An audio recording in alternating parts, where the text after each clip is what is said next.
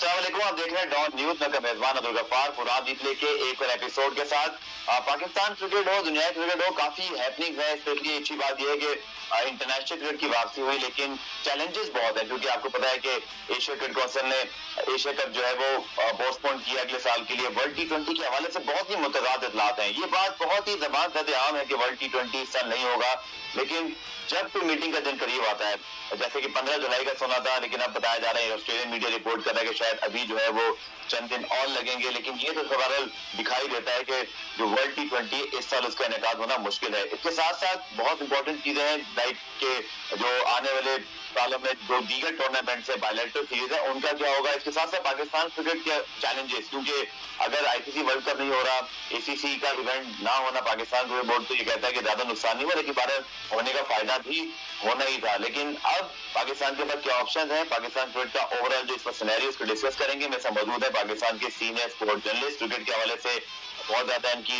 नजर होती है, हफ्ते कॉलम भी लिखते हैं अपने अखबार में, जो बहुत ज्यादा संजीदगी से पढ़ा जाता है। सलीम खालिद साहब को प्रोग्राम में खुशामदीद कहते हैं। सलीम भाई, यकीन तौर पर बहुत ही चैलेंजिंग टाइम क्रिकेट के लिए, और ओवरऑल समझ करें तो एक ही अच्छी खुशखबरी के लास्ट वीक इंटरनेशनल क्रिकेट शुरू हुई। लेकिन ये आईसीसी का क्या प्रॉब्लम है कि वर्ल्ड टी20 की अभी तक ना तो कोई फाइनल डिसीजन, जब मीटिंग के दिन करीब आते हैं मुख्तलिफ रिपोर्ट्स आ जाती है कि अभी मजीद टाइम लगेगा।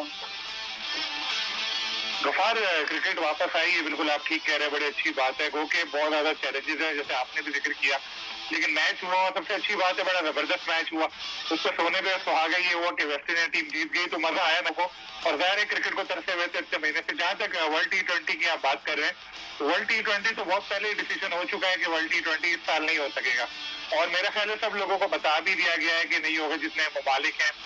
और आपने एहसान वारी साहब का एक इंटरव्यू भी देखा होगा जिसमें उन्होंने कहा था कि इस साल नहीं हो सकेगा वर्ल्ड टी20। और इंडिया अपनी आईपीएल की तैयारी कर रहा है। जाहिर है कि सबका फायदा है। आप देखेंगे ऑस्ट्रेलिया के अपने क्रिकेटर्स कह रहे थे कि इस साल वर्ल्ड टी20 नहीं हो सकेगा, क्योंकि जाहिर है उधर से इनको इतना पैसा नहीं मिलना जितना इंडिया से मिलना है। तो सबकी ये ख्वाहिश है कि आईपीएल हो, वर्ल्ड टी20 जाए साइड में।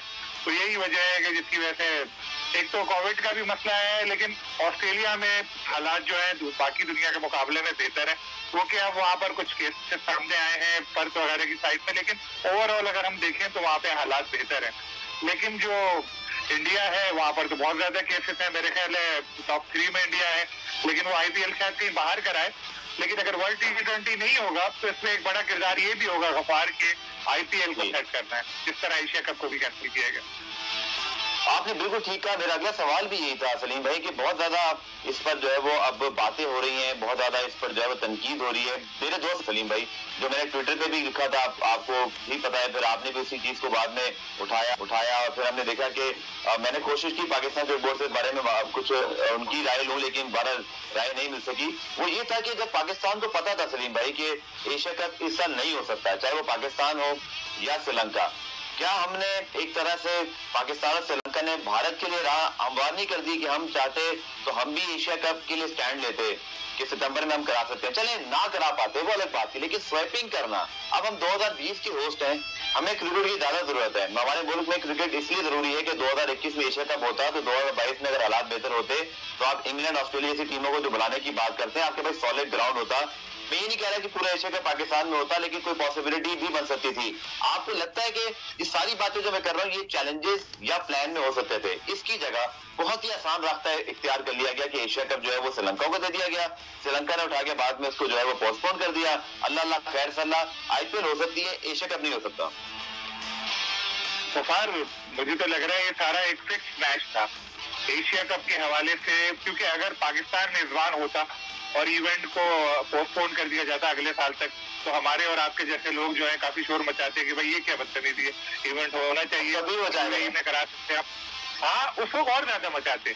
तो शायद इंडिया ने पहले ही कह दिया था कि जैसे इंडिया ने खुलेआम कहा कि हम एशिया कप नहीं खेलेंगे, हमें अपना आईपीएल कराना है, बल्कि इंडिया ने पाकिस्तान को ये कहा कि आप अगले साल अपनी पीएसएल जो है उसको आप पोस्टपोन करें और पीएसएल की जगह आप एशिया कप करा ले, हम आ जाएंगे। तो इंडिया इस तरह की बातें कर रहा था। तो मेरे ख्याल है पाकिस्तान क्रिकेट बोर्ड को भी ये बात पता थी कि एशिया कप होगा नहीं, इंडिया नहीं आएगा तो एशिया कप बेकार है, क्योंकि सारा पैसा इंडिया से आना है। इस वजह से पीसीबी ने ये श्रीलंका को कहा कि जी आप कर लो मेजबानी। श्रीलंका बड़ा एक्साइटेड हुआ कि जी हम करेंगे मेजबानी। फिर इंडिया ने श्रीलंका को जब ये बोला कि हम आईपीएल हो सकता है आपके यहाँ ले, तो फिर श्रीलंका से ये खबरें आने लगी कि जी एशिया कप इस साल बड़ा मुश्किल है और फ्लाइट्स वगैरह का इशू है। और बाद में फिर सौरव गंगोली साहब ने ऐलान कर दिया, हमारे क्रिकेट बोर्ड खामोश। फिर हमारे चेयरमैन साहब आके बरतानवी सहाफी को कह रहे हैं कि अभी डिसीजन नहीं हुआ। वही चेयरमैन साहब थोड़ी देर बाद एक भारतीय अखबार से अक्सर बात करते रहते हैं, वहाँ कह रहे हैं कि जी इस साल नहीं होगा, अगले साल होगा। पीसीबी भी बहुत ज्यादा कंफ्यूज था, लेकिन इसमें मुझे लग रहा है कि शायद पहले से ये चीजें तय हो गई है कि जी श्रीलंका को दे दो, हम करा लेंगे। लेकिन आपने बड़ा बिल्कुल सही पॉइंट उठाया कि जी क्या जरूरत थी इसकी, एक साल और पाकिस्तान को इंतजार करना पड़ेगा। क्योंकि देखिए इंडिया की टीम तो मेरा ख्याल है हमारी आपकी जिंदगी में इंडिया की टीम पाकिस्तान खेलने के लिए नहीं आएगी। न्यूट्रल वेन्यू पे जाना पड़ेगा अगले 10-20 साल, जिससे 30-40 जितने भी साल हो। तो उसके लिए फिर पाकिस्तान को जब यूएई में खेलना ही था तो फिर कर रहे थे अगले साल करा लेते यूएई में। लेकिन मेरा ख्याल है कुछ ऐसी आपस में अंडरस्टैंडिंग हुई जो सामने लेकर नहीं आई गई, क्योंकि जिसकी वजह से कुछ एक दो चीजें और भी ऐसी हुई जो पीसीबी का एक आया बयान, जैसे आपने देखा होगा कि जो सौरव गंगोली कौन होते हैं, बाद में फिर आया कि जी ऐसा नहीं कहा कुछ चेंज हुआ। तो बहुत सारी चीजें ऐसी मिली जिससे मुझे लग रहा था कि शायद पीसीबी की अंडरस्टैंडिंग कोई इंडियन क्रिकेट बोर्ड के साथ हुई थी कि जी हम इस तरह से करेंगे और इवेंट जो है वो चले जाएगा, ताकि ज्यादा क्रिटिसिज्म पीसीबी पे ना आए। लेकिन वही बात जो आप कर रहे हैं कि हम तो अभी भी क्रिटिसाइज कर रहे हैं क्योंकि गलत तो हुआ है। बिल्कुल सलीम भाई, आपने ठीक कहा। इसके साथ साथ एक और बड़ी इंपॉर्टेंट चीज है, अगर आपको याद हो एहसान मानी साहब ने, वसीम खान साहब ने अपनी जो डिजिटल प्रेस कॉन्फ्रेंस है उसमें इसका जिक्र जरूर किया था कि पाकिस्तान श्रीलंका स्वैपिंग कर रहे हैं। लेकिन ना तो श्रीलंकन क्रिकेट बोर्ड ने ऑफिशियली उसको ऑन किया उस वक्त, ना पाकिस्तान क्रिकेट बोर्ड ने कोई प्रेस रिलीज निकाली, ना एशियन क्रिकेट काउंसिल इस हवाले से कुछ कह सका। एशियन क्रिकेट काउंसिल कब कहता है, जब सौरव गंगुली की ब्रेकिंग न्यूज पूरी दुनिया में चली जाती है, उसके अगले दिन 24 घंटे बाद प्रेस रिलीज आता है, उसके बॉटम में लिखा हुआ है कि पाकिस्तान श्रीलंका ने स्वैपिंग कर ली थी। ये कितना नॉन प्रोफेशनलिज्म है एशियन क्रिकेट काउंसिल का, या इस पूरे मामले को अगर देखा जाए। और मैं आपको ये बात बड़ी जिम्मेदारी से कह सकता हूँ सलीम भाई कि जब ये सौरव गंगुली की स्टेटमेंट सामने आई थी, पाकिस्तान क्रिकेट बोर्ड के चंद अफसरान को भी शायद इसके बारे में क्लैरिटी नहीं थी। देखिए वफार, एसीसी की जहां तक आप बात कर रहे हैं, एसीसी का वही हाल है जैसे अमेरिका के सामने अक़वाम मुत्तहिदा का है या गवर्निंग बोर्ड का पीसीबी के हुकाम के सामने है। तो बेख्तियार बॉडी है, एक रबड़ स्टैंप है कि जब कोई डिसीजन हो जाता है तो कहते हैं जी लो एसीसी की मोहर लग गई उसमें। सौरव गंगुली ने ये चीज साबित कर दी। लेकिन हमारे लिए जो एक अफसोसनाक बात थी पाकिस्तान क्रिकेट बोर्ड के लिए वो ये थी कि हमें इस इवेंट की मेजबानी करनी थी। आपने बिल्कुल ठीक बात बोली कि ऑफिशियली ऐसा कुछ भी नहीं आया था कि श्रीलंका के साथ स्वैपिंग हो गई है। तो पीसीबी के लिए एक शर्मिंदगी की बात थी कि सौरव गंगुली ने ऐलान किया, और मेरी जो एनडीएफ साहब विक्रांत गुप्ता जिन्होंने इंटरव्यू किया था सौरव गंगुली से, उनसे बात हुई थी। उन्होंने कहा कि एशिया कप का मैंने उनसे सवाल किया, उन्होंने कहा एशिया कप तो हो ही नहीं रहा। कह रहे मैंने सवाल दोहराया क्या नहीं हो रहा, तो उन्होंने कहा नहीं हो रहा। तो फिर वो ब्रेकिंग न्यूज बन गई और जंगल की आग की तरह दुनिया क्रिकेट में फैल गई। बाद में मैंने आपको बताया कि पीसीबी के जो चेयरमैन है उन्होंने मुतज़ाद बातें की, तो पीसीबी भी बहुत ज्यादा इस मामले में कंफ्यूज नजर आया। और एसीसी की तो कोई बात ही ना करें, एसीसी तो बिल्कुल एक बेख्तियार बॉडी है। लेकिन हमारे लिए एक शर्मिंदगी की बात थी कि एक इवेंट हम लोग करा रहे थे और इस तरह इंडिया से उसके अल्तवा का ऐलान हुआ। इससे आप ये भी अंदाजा लगा सकते हैं कि पाकिस्तान क्रिकेट बोर्ड की जो वैल्यू है आलमी क्रिकेट में वो बहुत कम होती जा रही है और हम लोग जो है मामला को बहुत प्रोफेशनली चला भी नहीं पा रहे हैं।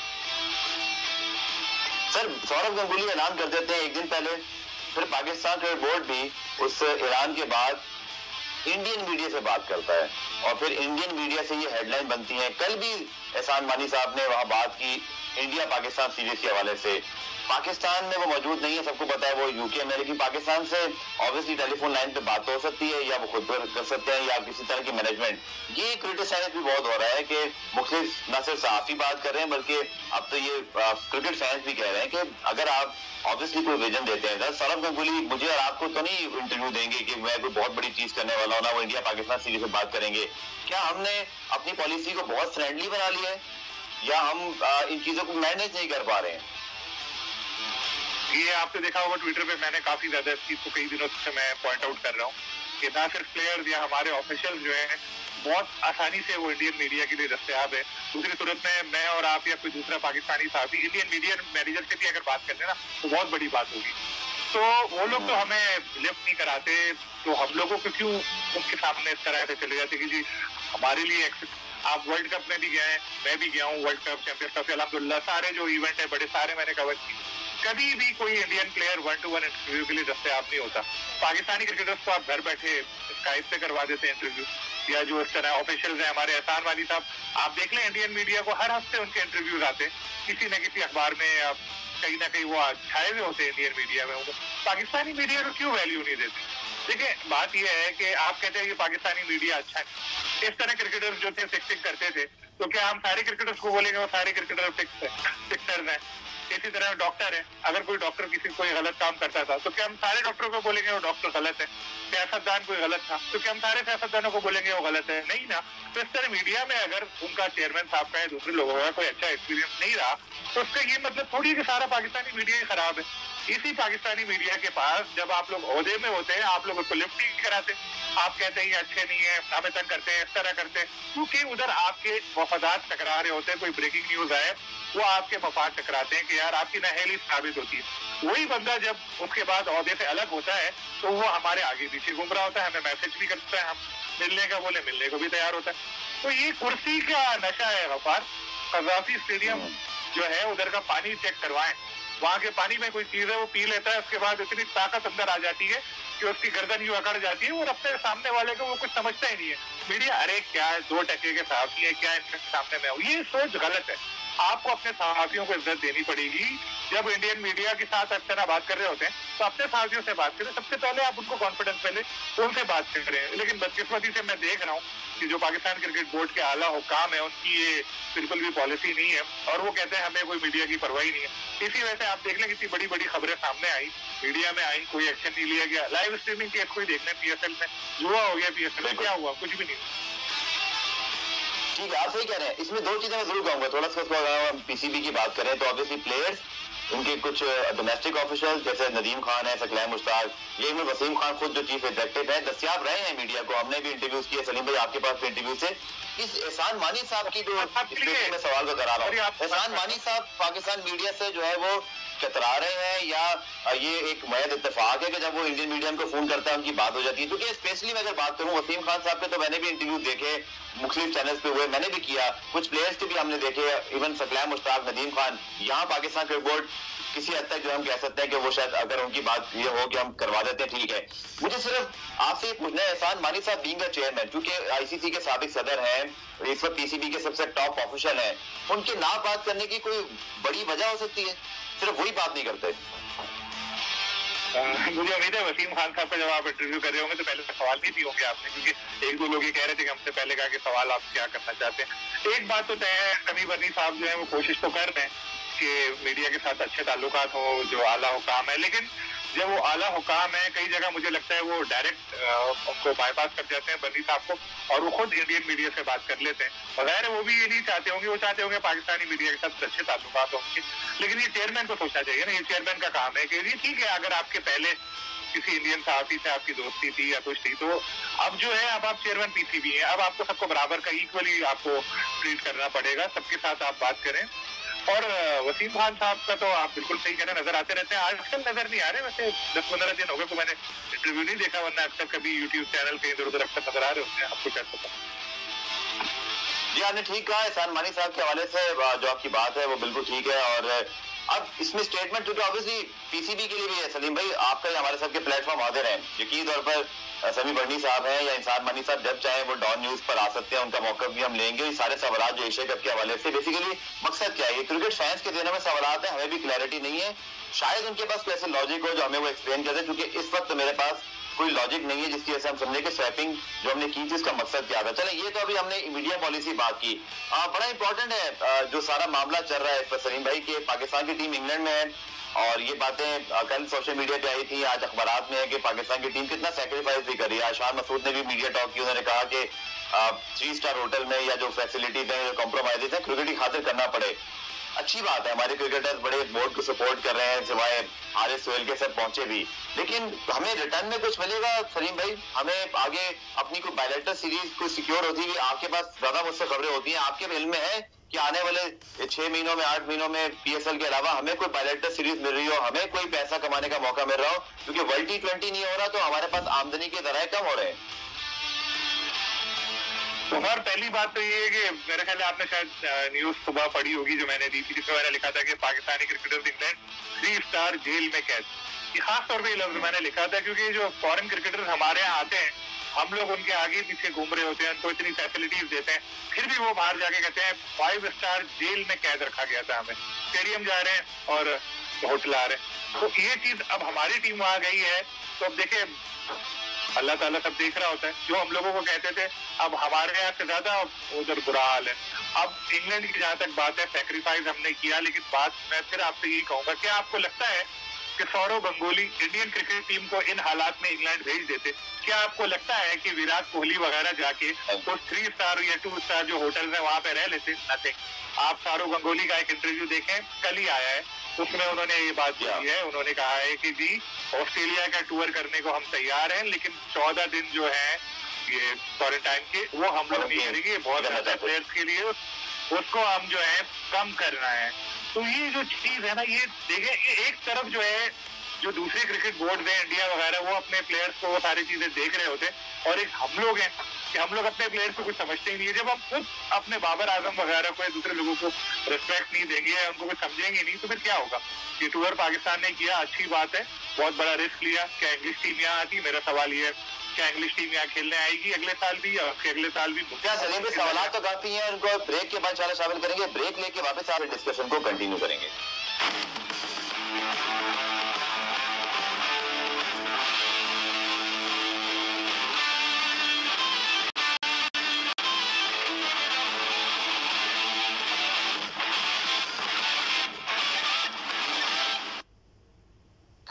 वीकेंड में कुछ शामिल और पाकिस्तान क्रिकेट बोर्ड के हवाले से तो हमने बात की, लेकिन अब कुछ बात करते हैं पाकिस्तान टीम की, जो कि इस पर इंग्लैंड में मौजूद है, डरमी पहुंची है। वहां पर पाकिस्तान टीम ग्राउंड के अंदर ही समझने कयाम पजीर है, क्योंकि बिल्कुल साथ ही सारी अरेंजमेंट्स है। लेकिन सलीम भाई, जो अभी हालिया मैच हुआ पाकिस्तान ग्रीन व्हाइट का, उसमें काफी चीजें थी जो बड़ी नोटेबल रही। उनमें से एक थी पाकिस्तान टीम के साबिक कप्तान सरफराज अहमद को पाकिस्तान की दोनों में से एक टीम में कप्तान बनाया गया।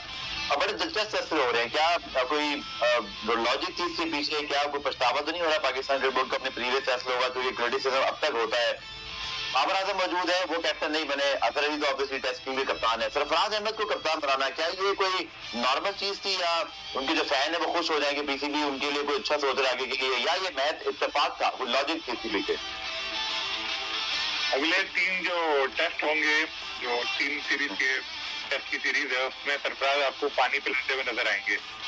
तो अब जाहिर हमको खिलाएंगे नहीं, तो जहां फिर बाद में आप बोलेंगे सरफराज को लेकर के खिलाए नहीं, शायद T20 में खिलाते हैं, उसका भी पता नहीं, तो फिर ये बात बोली जाएगी यार हमने तो कप्तान बनाया था उसको, भाई आप भूल गए क्या? ये बात ये काउंटर कर रहे हैं इसको। हमारे आपके जैसे लोगों को बस ये बताने के लिए कि जी हमारे लिए सरफराज अभी भी बहुत अहमियत रखते हैं, इसलिए देखें हमने तो उनको कैप्टन भी बनाया। बात आपकी बिल्कुल ठीक है जी, बाबर मौजूद है और कैप्टन वाइस कैप्टन जब ऑलरेडी है, तो फिर सरफराज कहाँ से आ गए बीच में? लेकिन ये जाहिर है जहां हम और आप सोचना जो है वो खत्म करते हैं, वहां से शुरू करते हैं पीसीबी वाले, तो उन्होंने कुछ सोच समझ के ये डिसीजन लिया होगा। और ज्यादातर चीज यही है कि मुझे लग रहा है कि ये स्पेस सेविंग के लिए कि बाद में जब बात आएगी तो कहा जाएगा कि हमने तो, अब आप इस चीज को देख लीजिए ना कि जो मैच हुआ जिसका आप तस्करा कर रहे हैं, उसमें इफ्तिखार ने पहले बैटिंग की और फवाद आलम उसके बाद में आए, और ज़ाहिर इफ्तिखार ने अच्छी इनिंग खेली, फवाद को पहले भेजते वो भी अच्छी इनिंग खेलते, तो इससे आप ये अंदाजा लगा लें कि तरजीहात में कितनी नीचे हैं फवाद। तो सरफराज हैं, फवाद हैं, मुझे लगता है कि ये जाएंगे वहां पर और ये बायोसिक्योर माहौल देख कर आएंगे और वो वापस आ जाएंगे। शायद मुश्किल ही है कि उनको कुछ चांस दिया जाए। पाकिस्तान क्रिकेट बोर्ड ने अपने व्हाट्सएप ग्रुप में भी जब स्कोर कार्ड डाला, तो मैं सबसे पहले ये चीज ढूंढ रहा था दूसरे मैच की यासिर शाह की परफॉर्मेंस क्या है। हैरानकुन तौर पर इसमें उसका जिक्र ही नहीं था। फिर मैंने पूछा तो पता चला कि 24 ओवर में 85 रन दिए हैं। ठीक है, स्कोर कार्ड पूरा आना चाहिए था ताकि तमाम वीडियो को पता हो कि क्या रन दिए हैं। तो मेरे ख्याल में ये चीज मैं जरूर हाईलाइट करूंगा कि आप पूरी इंफॉर्मेशन दे दें ताकि हमको पूरे स्क्वाड का पता हो कि किसने क्या खेला है, ताकि ऑब्वियसली ये एक हक है जर्नलिस्ट का कि उसके पता हो। लेकिन 24 ओवर 85 रन, कोई विकेट नहीं। यासिर शाह को रिप्लेसमेंट भी हमने सलीम साहब ग्रूम नहीं किया हुआ।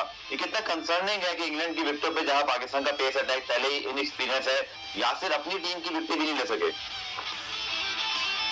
रफार अभी ये कबल वक्त होगा कहना, क्योंकि ये तो एक टूर मैच था, प्रैक्टिस मैच था जो आपस में ही खेल रहे थे। हो सकता है कि इसमें इतना ज्यादा ऐसा भी ना हो कि उन्होंने बहुत ज्यादा जान लगाई हो प्लेयर्स ने।